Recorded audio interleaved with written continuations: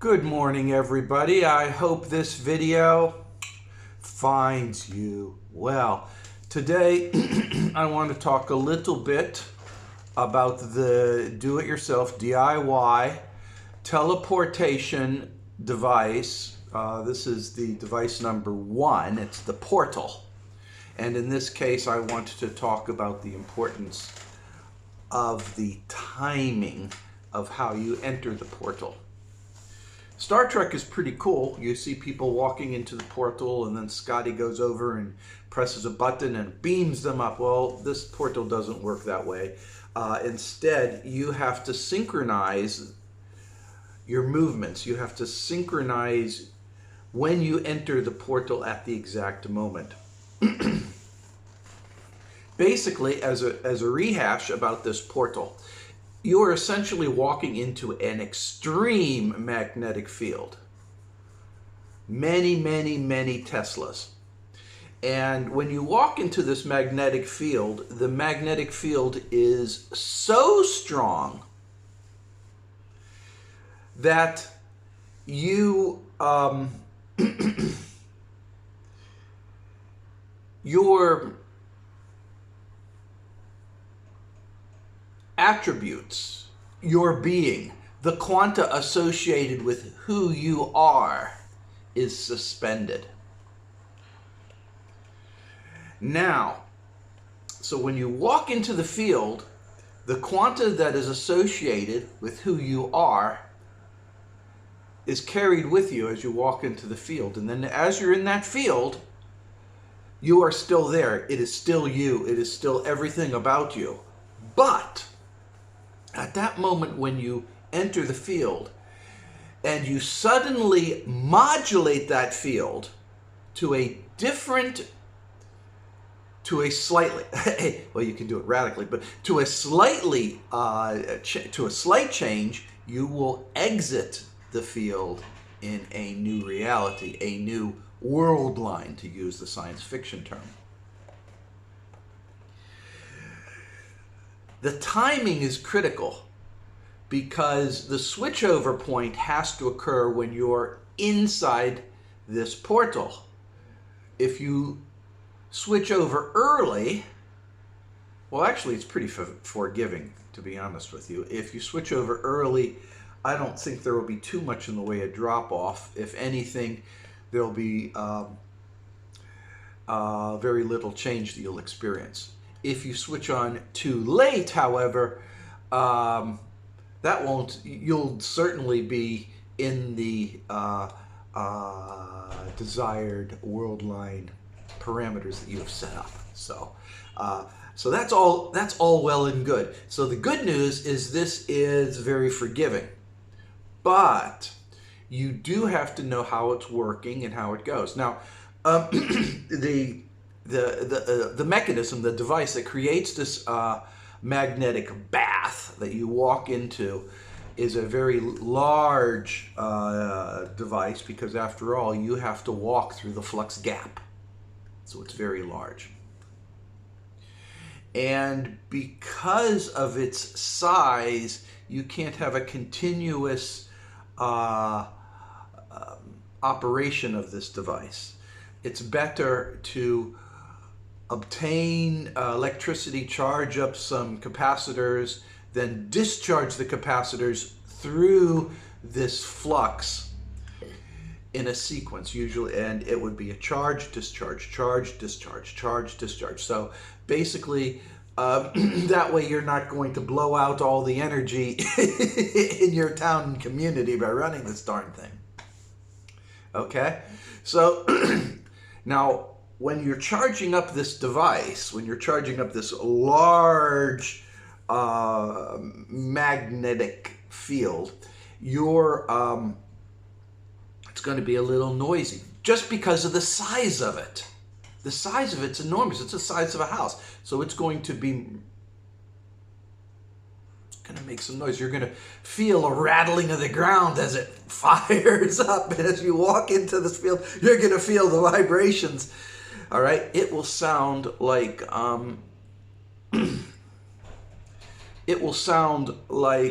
somebody is pushing one of those large stone rolling wheels over mill, like they used to do in grain. You put grain on the stone, and they push this rolling mill and go, it'll sound something like that.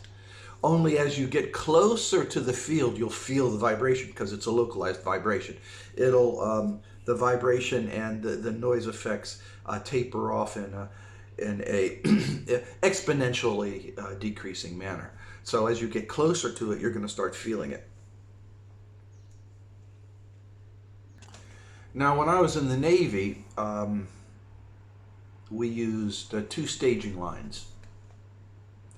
The first staging line was everybody got in line, and our coordinates for the world line was verified. Our coordinates for the changes of our body and personality, if any, were logged in.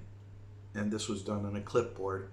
And then once those were logged in and put in the queue, because it was a queue, a pai doi, and once it was put in the queue, then we were moved to the other line. And in my case, when I was moved into the other line and left that, that's when the base commander, Rasmussen, saluted me and gave me a handshake and said, "Good luck." And from then on, he then led me on to the waiting line, and in that case, I had 3 people in front of me. This was the first time I entered this mechanism. At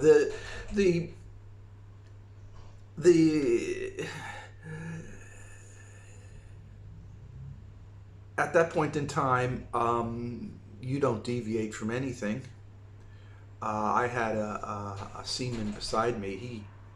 He was holding he held my arm with a vice grip, I swear to God. And I couldn't move at all. He wouldn't let it. And then when it was my, so I watched the person in front of the person in front of me go, and then the person in front of me go, and then it was my turn. Each time was timed along with this sinusoidal increase and decrease. You can actually feel it, and then you walk in. Like I said, it's forgiving, but you really do want to hit to the key point, or else what you're going to end up is going to be not exactly what you're intending. As I said, this portal can change not only your environment, but the time track. So it's a time machine. It's a world line machine, and it can also change you. And I think that's part of the reasons why I had to fill out that kind of silly questionnaire with all those chicks. But so we walk into this machine, and that's how it works. Remember that when you start initiating the modulation section, it has to be exact. So in my other videos, I talked how you want to use Mandelbrot sets to identify the kind of changes that you want. You have to play with it a little bit. But yeah, things will be a little different. Minor differences. Minor differences is okay. I mean, all right, so you eat potatoes instead of beans in the morning with your toast and bread, toast and eggs. Minor changes. Some of them may be disturbing, other ones may not be. It doesn't matter, right? Also along with this, it's something people aren't aware of. You see, the rate of change in society, the rate of adaptation of society, the rate of evolution in society can also change. So when we're thinking about a world line, and we're thinking about, okay, you're changing to a world line where everybody has pink hair, or you're changing to a world line where there's no such thing as cars, or you're changing to a world line where George Washington was never born. Yeah, we can visualize those things, but you have to keep in mind there's other aspects of life that can also change as you alter your Mandelbrot set parameters in your database that you use to modulate the magnetic flux when you're in the second cycle. And of these, such things, like I said, evolution can change. Things can evolve very quickly or slower. Social changes can happen very quickly, very radically, less quickly, or less radically, depending upon these parameters. And because the rate of change is not something that's obvious or observed, we may enter in a world line with a radically different rate of change and not be aware of that.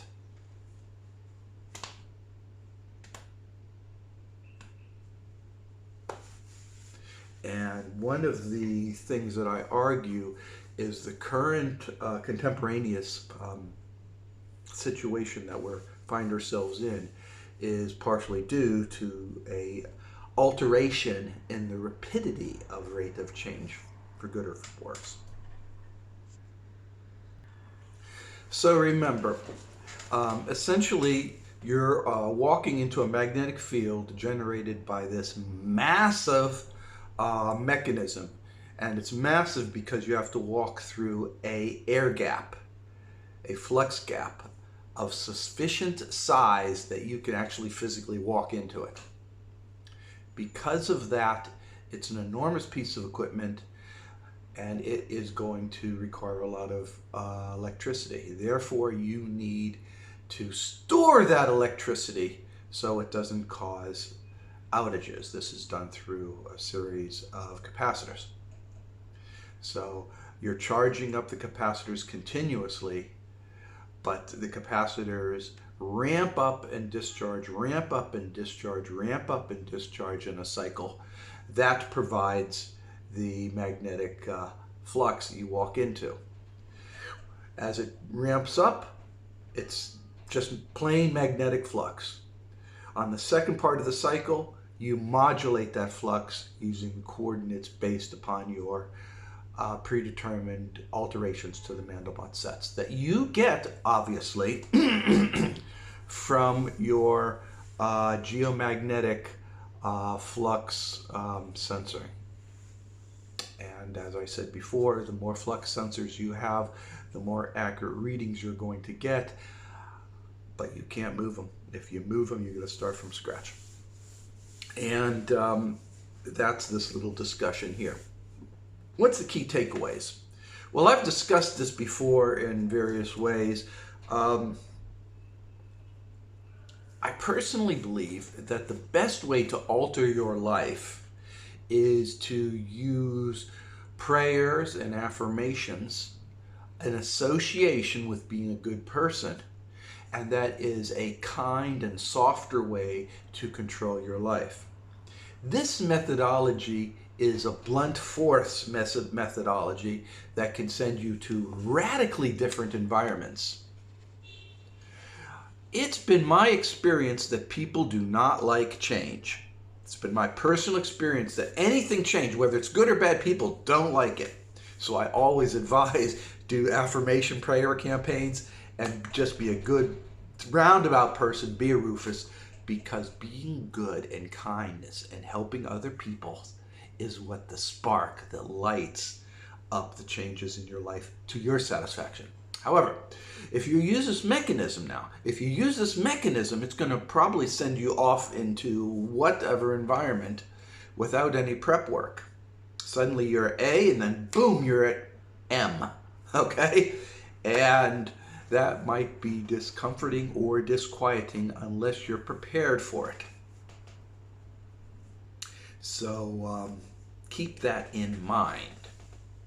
Also keep in mind that it's not, if you you do this and you're at world line M and you're like, ugh, I don't like this. Everybody's eating pineapple pizza. I can't stand it. And so you say, look, I have to change this. So then everything else looks the same. Everything else looks the same. So you just take the Mandelbrot set and your coordinates you have there and reverse them, and you can go back provided the Mandelbrot set's coordinates were not changed as part of the world line traveling. And if it was, you are not going to go back to the exact egress world line, but something similar to it. Once you get involved in the system, you're never going to reach 100% what you left from. Okay? Those of you out there who are adventuresome would welcome this as saying, I don't care, I'm going to blow my bridges, I'm going to burn my bridges, and I'm going to see what lies ahead. And those of us who are more cautious, usually it happens with age, and we're like, I don't want to, I got so many things that I like, but it's things I don't like. Don't be so sure that the mix of what you like and what you don't like is also going to stay the same. We always hope that if you're at a 50-50, 50% of the things you like, 50% of the things you don't like, and then we walk through this miracle machine, this teleporter, and suddenly it's 75% of the things you like and 25% of the things we don't like. It's possible. But it's been my experience that it remains at 50-50, but the items switch around. Okay, I hope this little talk was interesting to you. I hope it didn't bore you. This was part of my DIY 1, which is the teleporter portal. I'm going to do some more stuff in the DIY 2, which is the teleportation vehicle concept. And I'm going to have to get into some technical stuff. The DIY 1 is something you can build now on this world line. DIY 2 is going to be harder to build, but I'm going to go talk about it, okay? Okay, in any ways, people, be the best you can be. Keep up your affirmation campaigns. And be a good, basic person. Make your grandmother proud, okay? Just do nice things. And with that, take care, people, because I believe in